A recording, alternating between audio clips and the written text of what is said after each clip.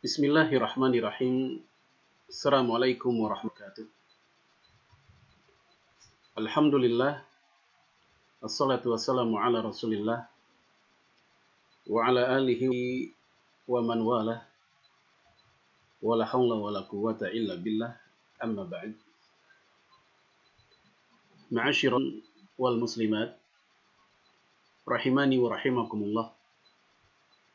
Alhamdulillah, pada siang hari ini, di hari yang ke-24 Ramadan 1441 Hijriah, dengan izin Allah dan segala karunia-Nya, kita bisa menikmati shaum Ramadan, kita bisa menikmati tilawah Al-Quran, kita bisa menikmati mengkaji ayat Allah dan sunnah Rasulullah Sallallahu Alaihi Wasallam.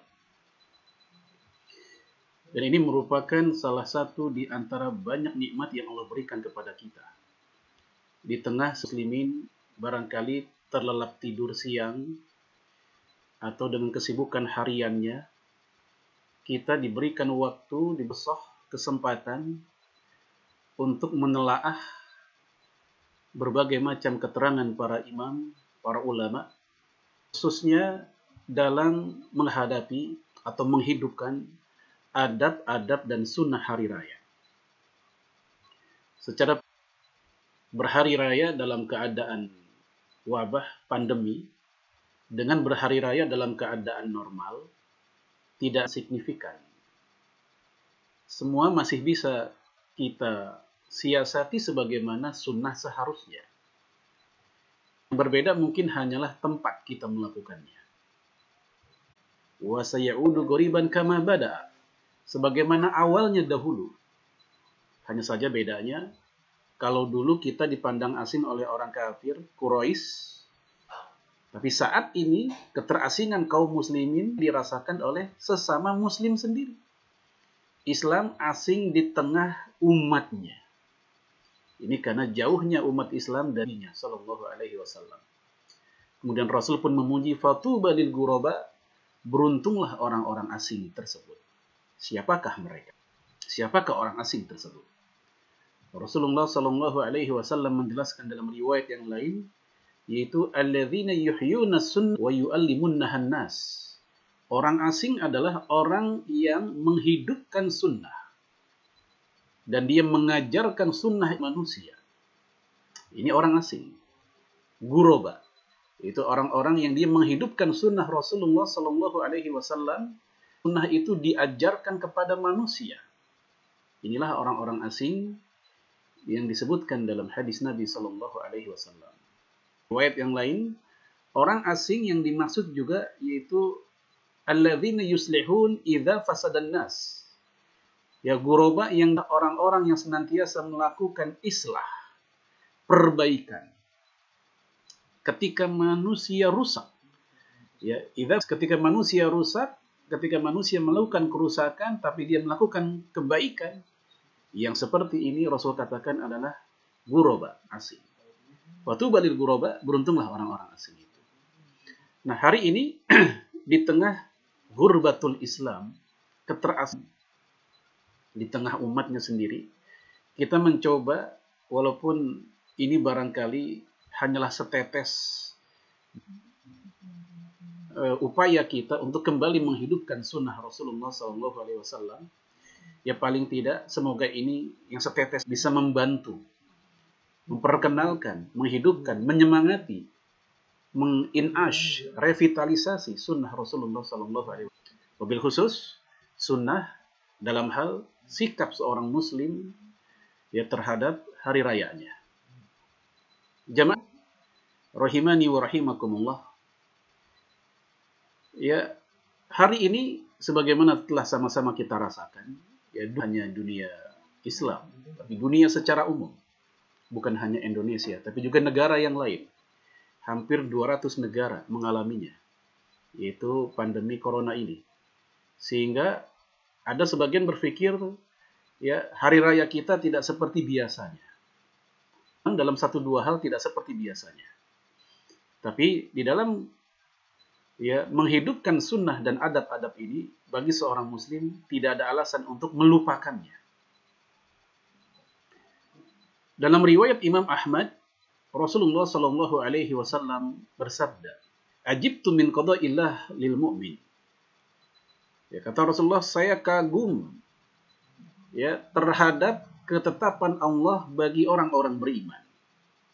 Ya, bagaimana Rasulullah Shallallahu Alaihi Wasallam mengagumi kaum mukminin, sikap mereka terhadap qada atau azza wajal atas diri mereka. Inna amrul mu'min kullahu khairun. Bagi seorang mukmin, seluruh urusan, seluruh perkara yang mereka hadapi, yang mereka alami, baik. Tidak ada yang buruk. Ini merupakan cara pandang seorang muslim yang selalu husnuzan billah, yang selalu berbaik sangka dengan Allah Subhanahu wa taala. Berbaik sangka dengan qadarnya, berbaik sangka dengan apa yang mereka alami, baik di balik keburukan atau kebaikan, di balik musibah atau di balik nikmat hidup. Semuanya baik.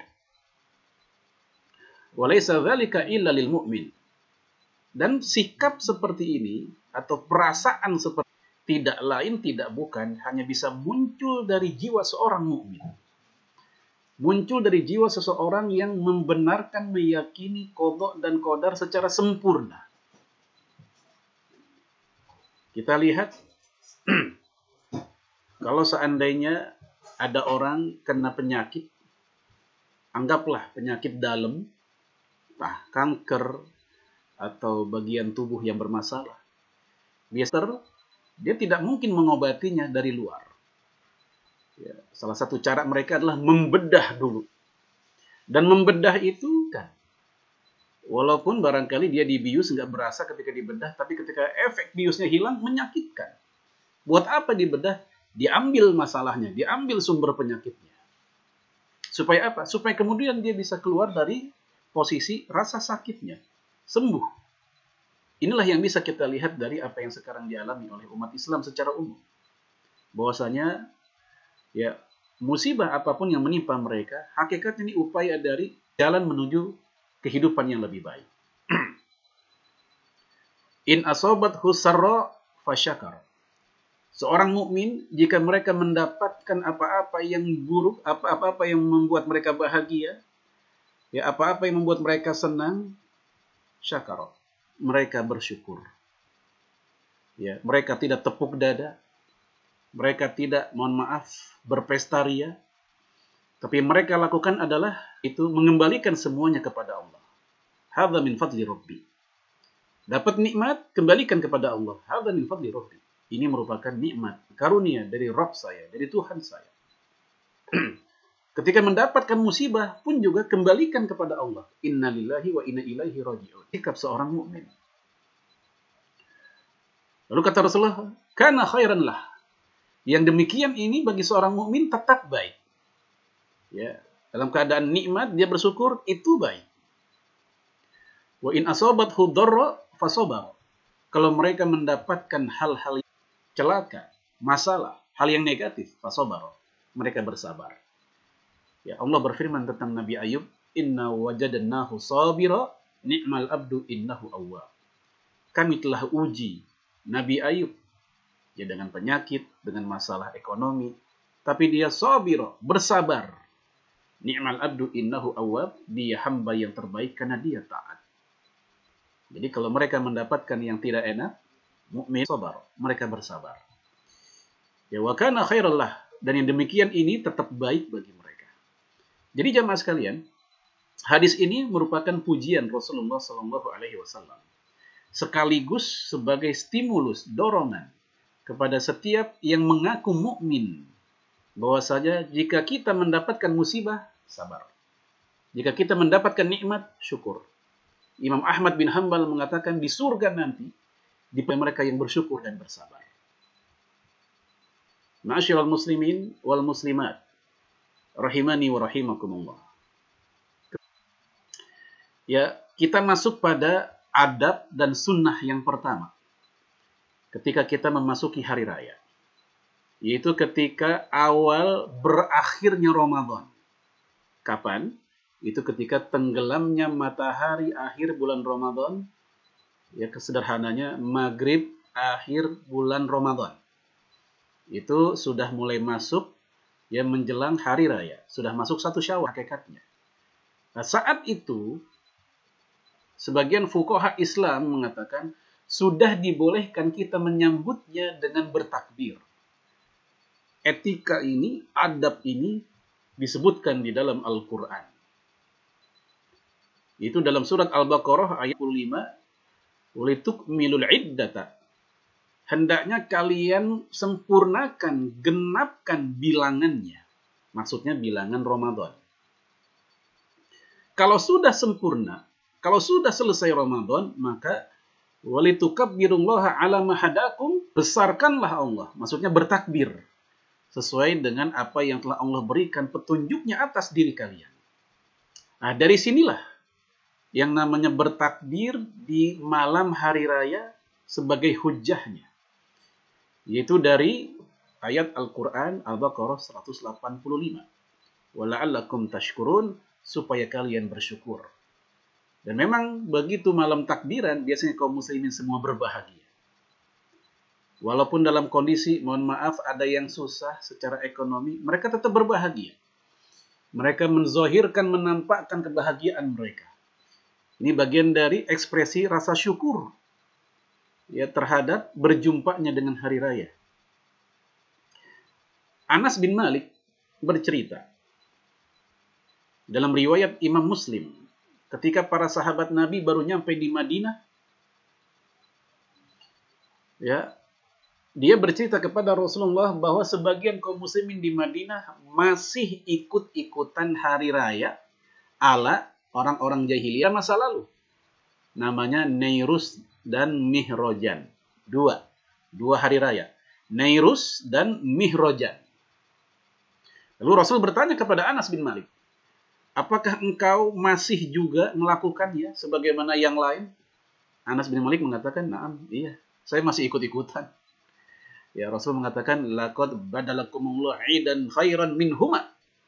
Allah telah ganti buat kalian ya, hari yang untuk bersenang-senang itu yang lebih baik dibanding 2 hari raya mereka. Nairus dan Mihrojan itu.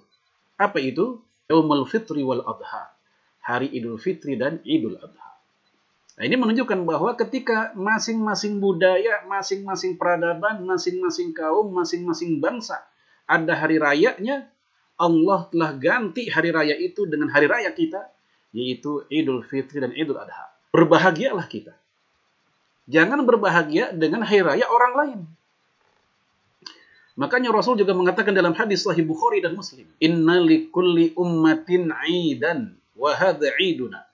Setiap umat beragama punya hari rayanya masing-masing. Kita garis bawahi itu. Setiap umat beragama punya hari rayanya sendiri-sendiri. Wa hadza 'iduna. Dan inilah hari raya kita, kata Rasulullah. Inilah hari raya kita. Kata Imam Ibnu Hajar, hadis ini muncul ya 2 kesempatan. Pernah diucapkan di hari raya Idul Fitri, pernah diucapkan ketika hari raya Idul Adha. Maka Rasul juga menyebutkan dalam riwayat lain, dalam hadis Imam Nasa'i, yaumu aklin wa syurbin, yaitu hari makan, itu tanda hari raya nggak boleh puasa. Wa syurbin, hari minum, wa dzikrillah, dan hari berzikir kepada Allah. Jadi walaupun kita bersenang-senang, tetap koridornya jangan lupa dengan berzikir kepada Allah Subhanahu wa taala. Dan hari raya di dalam Islam sebenarnya bukan hanya dua. Ya, kita biasanya mengenal hari raya dalam Islam itu dua, Idul Fitri dan Idul Adha. Tapi kalau kita mau buka dalam hadis-hadis Nabi Shallallahu Alaihi Wasallam, hari raya dalam Islam lebih dari dua. Ya, pertama yang dua tadi, selanjutnya dalam riwayat Imam Nasa'i pula Rasul mengatakan, ya, Yaumul Arafah, wa Yaumun Nahri, wa Ayyamut Tashriq, kulluha iduna ahlal Islam. Hari Arafah 9 Zulhijjah. Wa Yaumun Nahri, hari penyembelihan. Maksudnya hari 10 Zulhijjah, hari raya Idul Adha. Wa Ayyamut Tashriq, dan hari-hari Tashriq, 3 hari setelah Idul Adha. Apa kata Rasul? Semua ini adalah hari raya kita. Maka hadis ini menunjukkan hari raya kaum muslimin bukan hanya Idul Fitri dan Idul Adha. Sangat banyak. Di hari raya kita yang pekanan yaitu hari Jumat. Di mana dalam riwayat Imam Nasa'i pula Rasul mengatakan, ya, inna yaumal jum'ah a'zam indallah minal fitri wal adha. Hari Jumat itu lebih agung di sisi Allah dibanding Idul Fitri dan Idul Adha. Kenapa kita umat Islam nampaknya kok biasa-biasa aja dengan hari Jumat? Mungkin karena ketemunya tiap pekan. Jadi keistimewaannya seolah-olah pun redup begitu. Karena terbiasa berjumpa. Kenapa hari Jumat ya lebih utama? Karena di hari Jumat 5 hal yang tidak terjadi di hari-hari lainnya. Di hari Jumat Allah menciptakan Nabi Adam. Ini keutamaan yang pertama. Di hari Jumat Allah menurunkan Nabi Adam ke muka bumi. Ini yang kedua. Di hari Jumat Allah wafatkan Nabi Adam. Itu yang ketiga. Yang keempat, di hari Jumat ada momen kita bersama, doa kita bukan yang haram, Allah kabulkan doa tersebut. Itu yang keempat. Yang kelima, di hari Jumat adalah hari di mana terjadinya kiamat. Oleh karena itu, jika datang hari Jumat, langit, gunung, angin, lautan, semua ketakutan dengan datangnya hari Jumat. Karena mereka khawatir, jangan-jangan itulah hari terjadinya kiamat. Nah, jemaah sekalian rahimani wa rahimakumullah, maka ekspresi berbahagia kaum muslimin, ekspresi yang pertama atau adab yang pertama, yaitu dengan cara bertakbir. Itu ekspresi bahagia kita. Bukan dengan cara jingkrak-jingkrak, ya, nyetel lagu-lagu yang jahiliyah. Tapi tetap kita besarkan nama Allah. Kita bertakbir. Ini adab. Nah, dari ayat ini, Imam Asy-Syafi'i dalam kitab beliau menjelaskan, Sami'tu man arda min ahli ilmi bil Qur'an. Saya telah mendengar dari orang-orang yang saya ridhoi keagamaannya dari kalangan ahli tafsir Quran. Ini kata Imam Asy-Syafi'i. Ayyakul walitukmilul iddah, yang dimaksud dengan sempurnakanlah jumlahnya, yaitu iddata shaumi syahri Ramadan. Yaitu sempurnakanlah 1 bulan, saum 1 bulan Ramadan. Ya, udah selesai. Kapan? Dalam matahari. Kemudian wa tukabbirullah, yang dimaksud dengan bertakbir, membesarkan Allah adalah inda ikmalihi, ketika selesainya, sempurnanya Ramadan. Kapan sempurnanya Ramadan? Maghrib tadi. Maka jamaah sekalian, berdalam takbir itu, ini bukan sesuatu yang asing. Sejak zaman salaf ini sudah terjadi. Ya, Imam Syafi'i mengutip dari orang-orang terdahulu, dari orang-orang yang dia percaya agamanya, yang dia ridhoi agamanya, yang dia ridhoi ilmu tafsirnya. Ini golongan salaf. Sehingga bertakbir di malam hari, esoknya Lebaran, itu di antara adab-adab kaum awal, ya, dalam menyambut hari rayanya. Kemudian alama hadakum, yang dimaksud dengan, ya, sesuai dengan petunjuk pada kalian, yaitu wa ikmaluhu maghibus syams, yang dimaksud dengan sempurnanya Ramadan ketika ghaibnya, lenyapnya syams, matahari. Maksudnya maghrib tadi. Min akhiri yaumin min ayami syahri Ramadan, di hari-hari terakhir Ramadan. Baik jamaah sekalian, ini penjelasan Imam Syafi'i tentang ayat tersebut. Lalu kemudian beliau rahimahullah menambahkan, fa idza ra'au hilal syawal, kalau memang hilal Syawal sudah nampak, hilal Syawal sudah kelihatan, ya ahbabtu, saya suka. Ya, Imam Syafi'i menegaskan dia suka jika apa? Ayyukabbirun nas jama'atan, bertakbir secara berjamaah. Jadi takbir bersama-sama berjamaah itu bukan bid'ah. Ini sudah menjadi budaya salaf.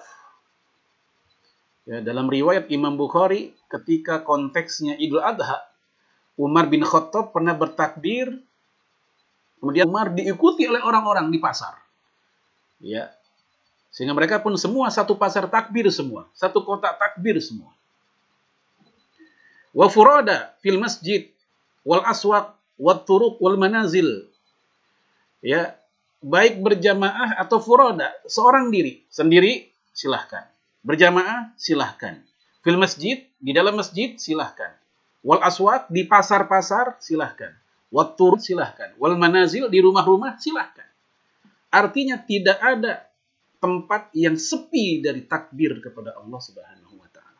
Ini demikian betapa gegap gempitanya malam takbiran di masa itu. Wa musafirin, yang safar pun, yang mudik, misal mudiknya mereka bertepatan di malam hari malam takbiran, pun mereka juga dianjurkan untuk bertakbir. Wa muqimin, atau orang-orang yang sedang tidak safar, yang lagi mukim-mukim saja di rumah, di kosnya atau di mana. Ya, di semua keadaan pokoknya, ya wa aina kanu, dan dimanapun saja mereka berada, hendaknya mereka ayuzhiru at-takbir, mereka menampakkan takbir mereka. Ya, mereka menampakkan takbir mereka. Wala yazaluna, dan mereka pun senantiasa tertakbir, ya yukabbiruna hatta yadua, ya sampai pagi hari.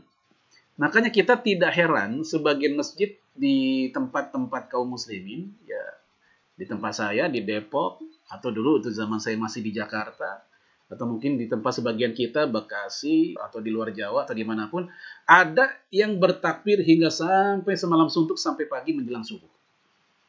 Ya, karena di sini dikatakan bertakbir terus hingga sampai pagi. Kemudian ya hatta yakdua ilal musalla, sampai di pagi harinya pun sampai menuju lapangan. Bukan sekedar sampai menuju lapangan untuk sholat Id, tetap masih bertakbir. Kemudian wa ba'dal ghudwi hatta yakhrujal imam li sholati da'u at-takbir. Namun kemudian ya setelah imam keluar, ya imam khatib, dia keluar udah siap naik mimbar misalnya, maka takbir pun selesai. Takbir selesai. Nah, ini perbedaan antara Idul Fitri dengan Idul Adha.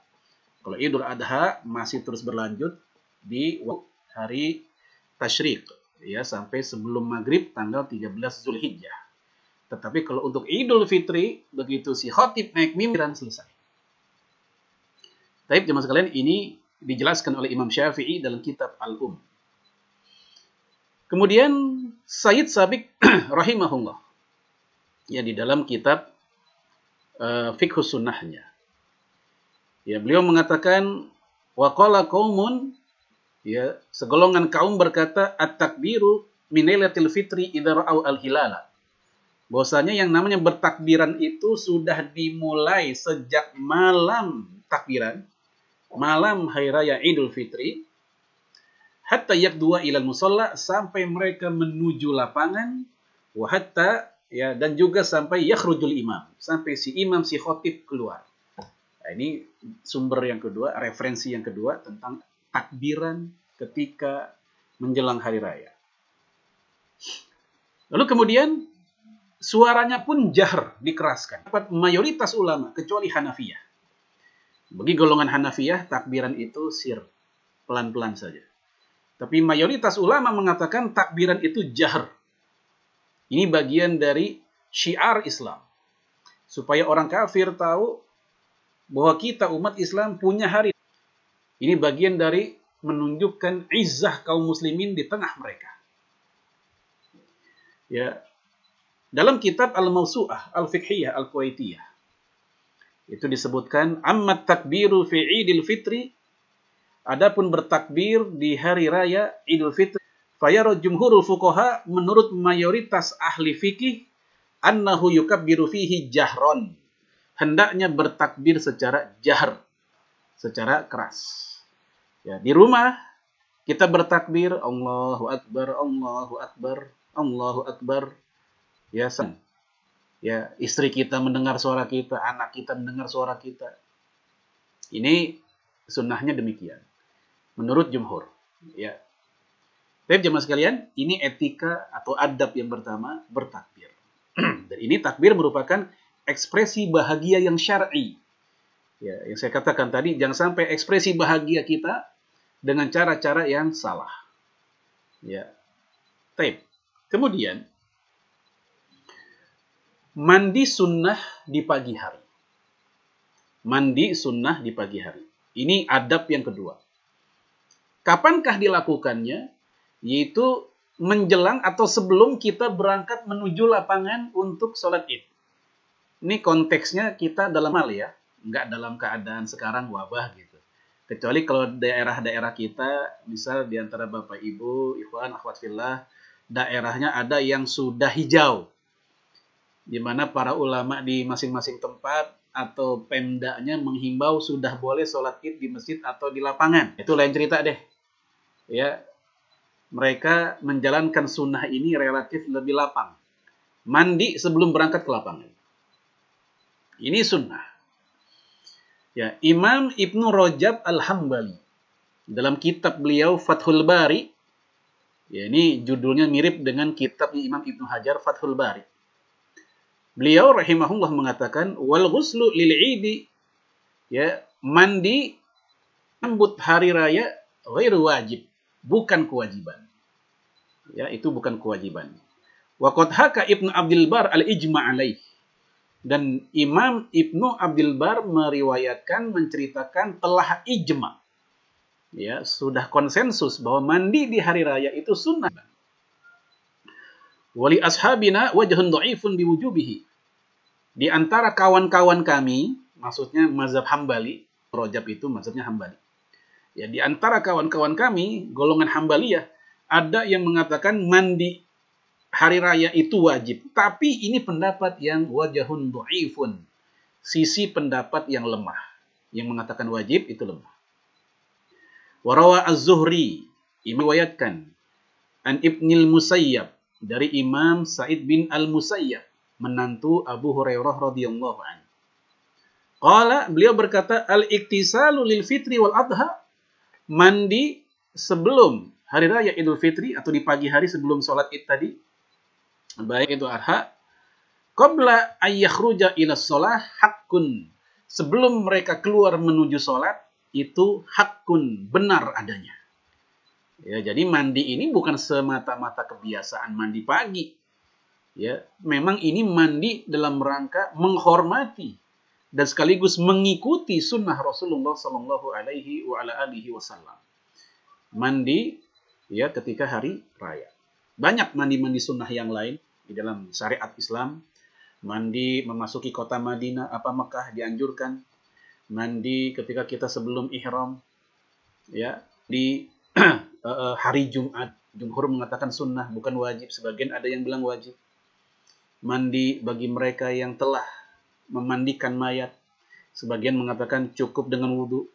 Ini mandi-mandi yang sunnah. Termasuk mandi di hari raya. Lalu kemudian, jemaah sekalian, rahimani rahimakumullah. Setelah kita mandi, kita masuk sunnah yang selanjutnya, adab selanjutnya, yaitu menggunakan pakaian yang terbaik. Ini dalam rangka tadi, ya, mengekspresikan kebahagiaan kita. Jadi jangan sampai mentang-mentang kita lagi stay at home, tetap kita lusuh begitu, daster kalau yang ibu-ibu, atau kalau yang laki pakai celana pendek saja, tetap kita tampakkan kebahagiaan itu dengan berpakaian pakaian yang layak, dalam rangka mengagungkan, mensyiarkan hari raya Islam. Ya, di dalam kitab Al-Ittihaf Al-Khairah, Imam Al-Busiri, ya salah satu ahli mazhab Syafi'i, beliau menceritakan dari Muhammad bin Ishaq, ya, dia berkata, qultu li Nafi', saya bertanya kepada Nafi', ini pelayan dari Ibnu Umar. Ya, pelayan dari Ibnu Umar. Ya, kaifa kana Ibnu Umar radhiyallahu anhuma, bagaimana yang dilakukan oleh Ibnu Umar, semoga Allah meridhai keduanya, dia dan ayahnya, yasna'u yaumal id, ya, ketika menyikapi. Kenapa kok Ibnu Umar yang kita angkat? Ibnu Qayyim mengatakan karena Ibnu Umar di antara sahabat Nabi yang paling ketat terhadap sunnah. Ibnu Umar sama kayak ayahnya, sehingga yang dia lakukan ketika hari Id, ya, pasti dia dapatkan dari Rasulullah SAW, bukan semata-mata karangan dia. Maka oleh Nafi dijelaskan, kana yashhadu salat al-fajri ma'al imam. Pagi hari dia bangun, dia sholat berjamaah bersama imam, sholat subuh. Sunat baitih, setelah sholat subuh berjamaah bersama imam di masjid, dia pun pulang ke rumahnya, fayaktasil, lalu dia mandi. Jadi mandinya bukan sebelum subuh. Ya, mandinya bukan sebelum subuh. Walaupun kalau kita mau mandi sebelum subuh, ya silahkan. Ya, tidak masalah. Kita lihat yang dilakukan oleh Ibnu Umar, dan beliau orang yang paling sangat menjiplak sunnah Rasulullah SAW. Beliau mandinya belum subuh, tapi sepulang sholat subuh dari masjid sampai di rumah dia pun mandi. Bagaimana cara mandinya? Guslahu minal janabah. Mandinya seperti mandi orang junub, walaupun tidak sedang junub. Walaupun tidak sedang junub, tapi tata cara mandi bagaimana orang yang sedang junub. Ya, kita semua tahu bagaimana caranya. Ya, orang kampung bilang mandi besar. Ya, kadang disebut dengan mandi wajib begitu. Kemudian setelah itu wayal basu ahsana thiyabih. Beliau pun menggunakan pakaian dengan terbaik, terindah, yang paling disukai, yang jarang dipakai. Ya, bukan harian. Kalau ada, ingat, kalau ada, kalau punya, ya, tidak harus pakaian baru, yang penting yang terbaik, yang paling indah yang dia miliki. Kemudian wayatathayyabu bi ahsani ma indah. Bukan hanya menggunakan pakaian yang terbaik, Ibnu Umar, dia pun menggunakan parfum, minyak wangi yang terbaik yang dia punya. Jadi menggunakan minyak wangi khususnya buat kaum ayah, kaum laki-laki, kaum bapak, atau kaum pemuda, remaja misalnya, itu bagian dari sunnah atau adat menyemarakkan hari Id. Menggunakan minyak wangi yang terbaik yang dimiliki. Walaupun kadang terbaiknya minyak wangi masing-masing orang tidak sama. Ya, wangi menurut kita, enak menurut kita, pusing orang lain. Ya. Minyak wanginya apa sih nih mereknya? Kenapa aku pusing? Ada yang kayak begitu. Pokoknya ya menurut dia minyak wangi yang terbaik, yang kalem-kalem lah. Lalu kemudian tsumma yakhruju hatta ya'tiyal musalla. Setelah dia siap, udah pakai baju yang terbaik, pakai minyak wangi, dia pun keluar menuju musola. Musola, ya ini sering saya sampaikan dalam beberapa kajian. Ya, musola itu di zaman itu lapangan. Ya, kata Syekh Sabiq, musola itu adalah al-maidan fi babi syarqil Madinah. Lapangan di pintu sebelah timur kota Madinah. Yang biasa dipakai untuk sholat kaum muslimin saat itu di sana. Nah, di Indonesia istilah musola lain lagi, surau dan langgar. Nah, maksud dari teks-teks musola dalam kitab-kitab para ulama adalah yaitu lapangan tempat sholat id mereka. Kemudian fayajlis, dia duduk. Jadi nggak ada sholat sunnah. Sholat sunnah, ya tahiyatu al musolla misalnya. Karena saat itu di lapangan. Ya. Kecuali kalau kita sholat idnya di masjid. Maka sholat tahiyatul masjid kesunahannya tidak hilang. Memang ini bagian zona khilafiyah. Apakah Rasulullah melakukan sholat sebelum sholat id atau tidak? Ya ini zona khilafiyah. Yang satu mengatakan ya dalam sejarah Rasulullah tidak pernah melakukan. Sehingga sunnahnya tidak melakukan sholat apapun sebelum sholat Id. Ya, kelompok yang lain mengatakan itu konteksnya kalau sholat Idnya di masjid. Karena nggak ada konteksnya kalau di lapangan. Karena tidak ada sholat tahiyatul lapangan, sederhananya. Tapi ketika sholat Idnya di masjid, kembali ke hukum asal dalam menghormati masjid, maka sholat tahiyatul masjid. Nah, ini debat para ulama tentang masalah itu. Kemudian, hatta yaji al-imam. Datanglah imam. Ya, sampai si imam pun datang. Fa'idha ja'al imam sholla ma'ah. Begitu imam datang, maka Ibnu Umar pun sholat bersama imam. Sholat berjamaah bersama imam dan tentu dengan kaum muslimin yang lainnya. Setelah selesai, thumma yarji. Ya, selesai di sini ya imam sudah sholat dan sudah khutbah juga. Thumma yarji fayadkhulu masjidan Nabi sallallahu alaihi wasallam fayusalli fihi rak'atain. Selesai sholat Id, dia pun pulang. Nah, ketika pulang, Ibnu Umar nggak langsung pulang. Dia ke Masjid Nabawi dulu. Setelah dari lapangan, Ibnu Umar ke Masjid Nabawi dulu. Dia sholat 2 rakaat. Maka ini menjadi data atau dalil bahwa sholat duha setelah sholat Id itu tidak terlarang. Silahkan. Kesunahan sholat duha tidak lantas gara-gara kita sholat Id. Ya.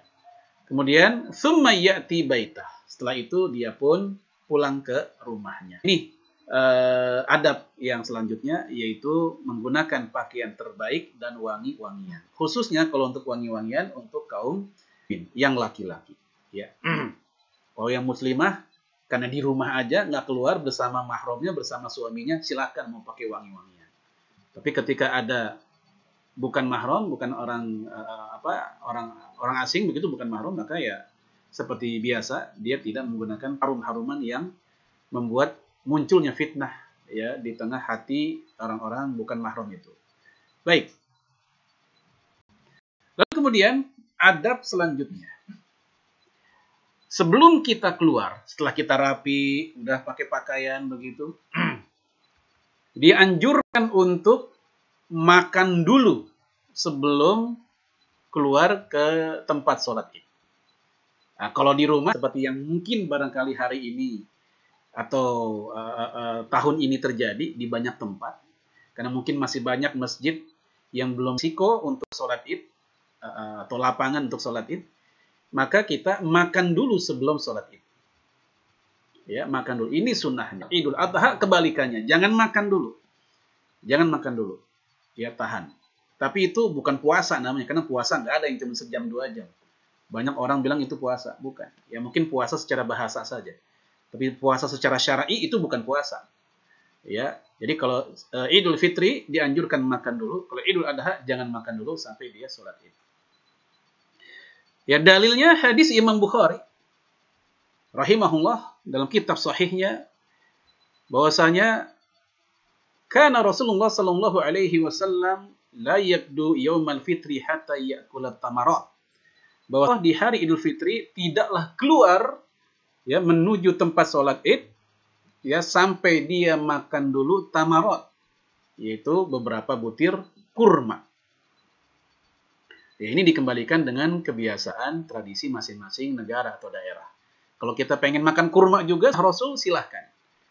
Oh, kalau kita pengen makan langsung opor, ketupat, sebagaimana kebiasaan masing-masing negara, di negara kita seperti itu juga silahkan, nggak ada masalah. Penting sunnah makan dulu itu bisa kita hidupkan. Lebih bagus lagi kalau dia pakai kurma. Berapa? Yaitu ganjil.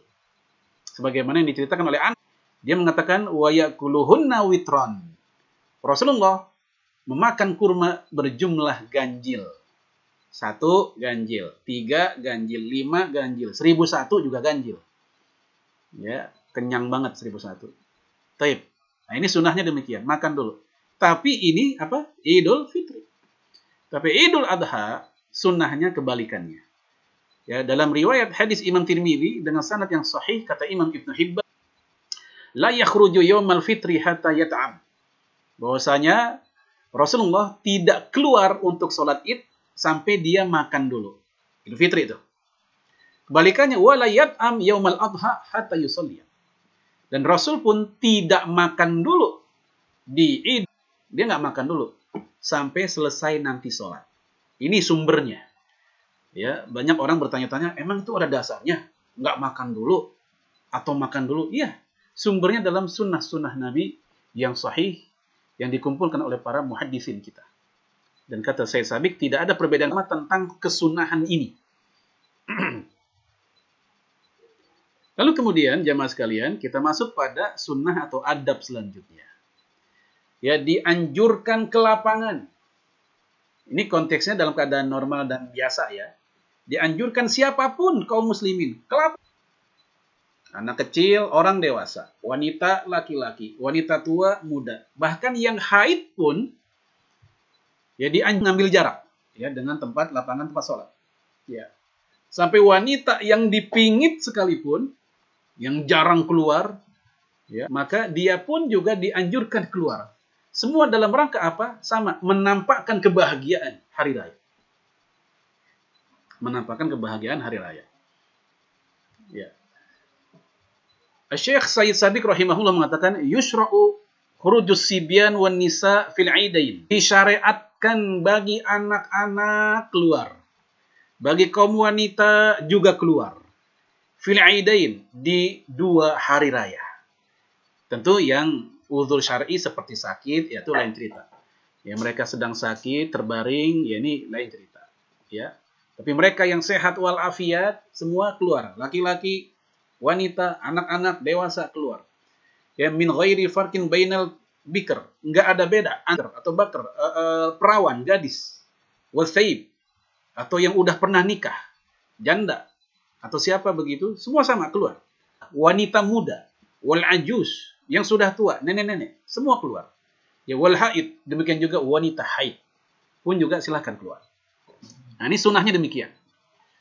Hal ini berdasarkan riwayat dari Ummu Atiyah, ya salah satu sahabiah radhiyallahu anha, dia berkata, amarona Rasulullah sallallahu alaihi wasallam, bahwasanya Rasulullah memerintahkan kami di sini kaum wanita, ya, an-nukhrijahunna, untuk mengeluarkan mereka itu. Jadi yang tadi itu disuruh keluar. Ya, mau yang bocah, mau yang nenek-nenek, semua keluar. Ya, fil fitri, di hari Idul Fitri, wal adha, dan hari Idul Adha. Baik al-awatiq, dipingit. Al-awatiq artinya wanita-wanita yang dipingit keluar. Wal huyyat, wanita yang haid, ya juga dianjurkan keluar. Wadzawatil khudur, dan juga ya mereka-mereka yang juga memiliki sesuatu yang biasanya terhalang untuk keluar, silakan mereka keluar. Fa'ammal huyyat fayatazilna. Adapun buat wanita yang sedang haid, ya walaupun mereka keluar, mereka diminta untuk iktizal. Apa iktizal? Misahin diri. Ya, anggap kalau ini masjid, mereka sanaan dikit. Kalau ini lapangan tempat sholat Id, mereka sebelah sana dikit. Yang penting mereka bisa mendengar khutbah. Ya, Imam Ibnu Hajar, kenapa semua disuruh keluar? Hikmahnya adalah supaya mereka bisa ikut mendapatkan manfaat khutbah sholat Id. Ya, supaya zikir-zikir yang terjadi ketika orang sholat Id, mereka pun juga ikut menyemarakkannya. Karena orang haid itu nggak terhalang dari zikir. Orang haid terhalang dari sholatnya, dari puasa. Ya, mazhab jumhur mengatakan dari membaca Quran. Tetapi untuk zikir, ya, wanita haid sama sekali nggak terhalang. Oleh karena itu, wanita haid ya boleh sa'i. Wanita haid, ya namanya orang sa'i, ada zikir, ada doanya, silahkan. Ya, di mana wanita haid itu terlarangnya adalah ketika tawafnya. 4 mazhab seperti itu. Kecuali Ibnu Taimiyah, Ibnu Qayyim yang membolehkan wanita haid boleh tawaf juga. Ya. Jadi di antara hikmah kenapa mereka disuruh keluar semua, supaya mereka ikut mendapatkan manfaat dari mendengarkan khutbah. Dan juga ikut menyemarakkan, dan sebagai bukti bahwa ukhuwah Islam wujud, eksis, benar-benar ada. Kompak kaum muslimin, semuanya keluar saat itu. Kemudian ya, wa yashhadna al-khaira. Ya, ini tujuannya supaya mereka bisa menyaksikan, membersamai kebaikan. Al-khaira di sini maksudnya adalah tadi khutbah tadi. Wa da'watal muslimin, dan juga ikut mengaminkan doa kaum muslimin. khotib berdoa, diaminkan oleh kaum muslimin, wanita-wanita yang keluar ini pun juga ikut. Qultu, aku berkata, ya Rasulullah, ihdana la yakunu laha jilbab. Wahai Rasul, ini kita mau keluar tapi kita ada yang... Jadi wanita disuruh keluar ikut meramaikan, tapi ternyata di antara mereka saat itu ada yang tidak punya jilbab, tidak punya auratnya. Maka Rasul menjawab, ya, litulbisha ukhtuha min jilbabiha. Hendaknya saudara sesama muslim jamkan dia yang tidak punya jilbab itu.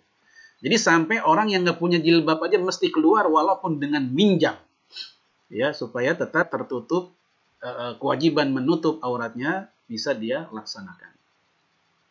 Baik, ini adab selanjutnya yaitu hendaknya semua keluar ke lapangan. Sekali lagi ini dalam kondisi normal. Saat ini ya mungkin kita menyemarakkannya di rumah, ya, khusus buat daerah-daerah tertentu yang sudah hijau. Semalam ada yang mengatakan ke saya bahwa beberapa daerah di Bekasi sudah tanda petik sudah hijau.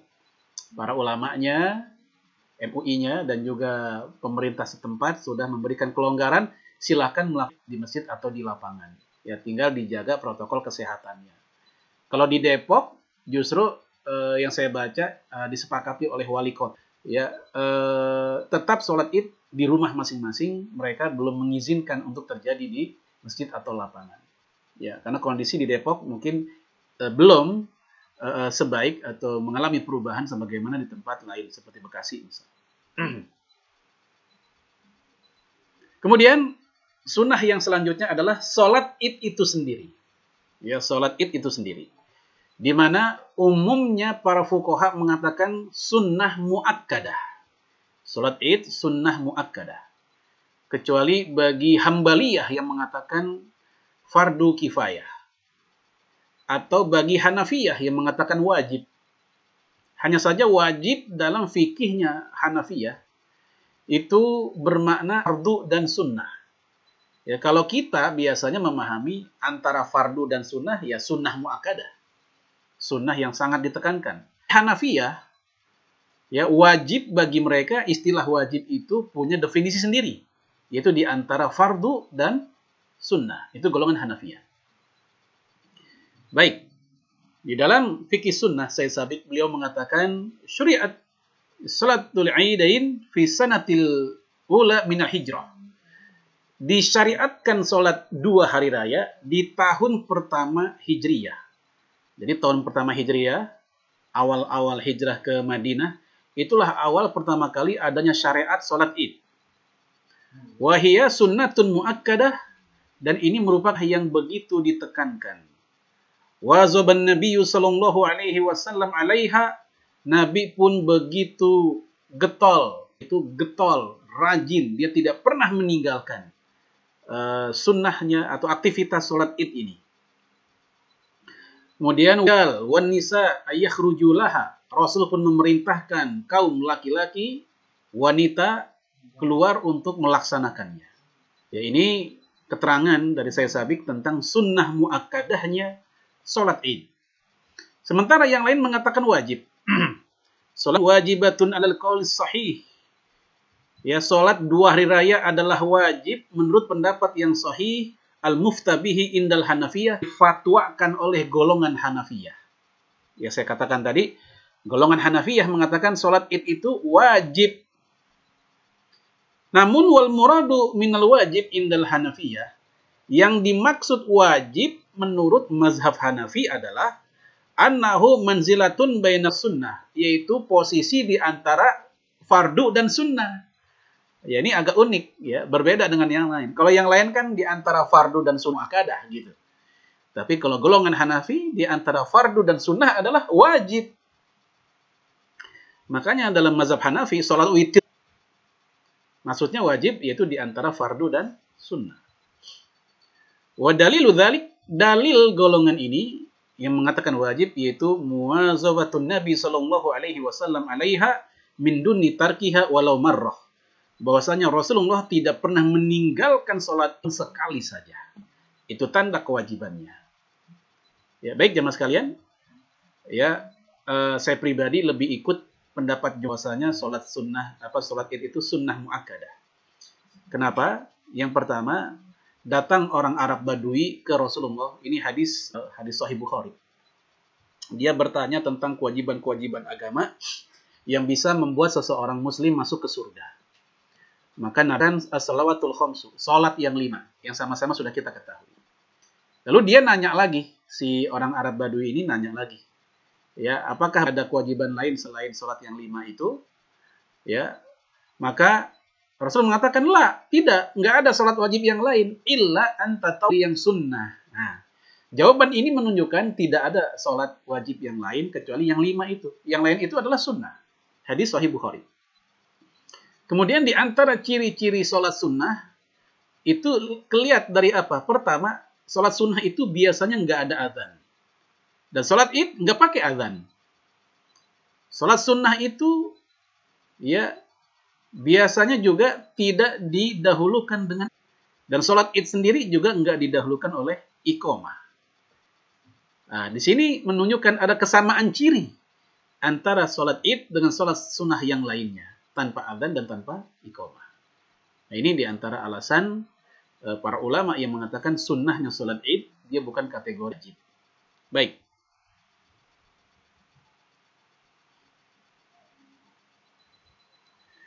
Adapun sholat id di masa sering berkali-kali saya bahas. Bagi yang ingin sholat id di rumah, seorang diri, atau berjamaah dengan keluarga, silahkan. Dua-duanya sah. Seperti yang dikatakan oleh Sayyid Sabiq rahimahullah, ya bahwasanya ya salat id itu tasihu salatul id minar rijal wan nisa musafirin kanu aw muqimin jama'atan aw munfaridin fil baiti aw fil masjid aw fil musalla. Ini kata saya, salat id itu sendiri atau berjamaah, ya orang yang mukim, orang yang safar, di masjid, di rumah atau di musalla, di lapangan, semuanya sah. Nah, dalam keadaan wabah, kalau kita ingin menggunakan pendapat ini, silahkan kita sholat di rumah. Apalagi kalau jamaah sekalian yang kondisinya masih red zone. Ya, kalau kita ke masjid pun nggak ada yang melakukan. Nyari lapangan juga nggak ada. Ya, dan seterusnya. Akhirnya kita melakukan di rumah bersama keluarga, tetap sah. Ya, tanpa khutbah jika kita melakukan seorang diri. Adapun kalau berjamaah, ya maka tanpa khutbah sah, jika pakai khutbah itu bagus, dan itu bagian dari menghidupkan sunnahnya. Karena khutbah itu sunnah menurut 4 mazhab, bukan kewajiban. Baik. Ya, inilah di antara sunnah-sunnah hari raya. Nah, sunnah yang terakhir, itu kita pulang dari tempat sholat id,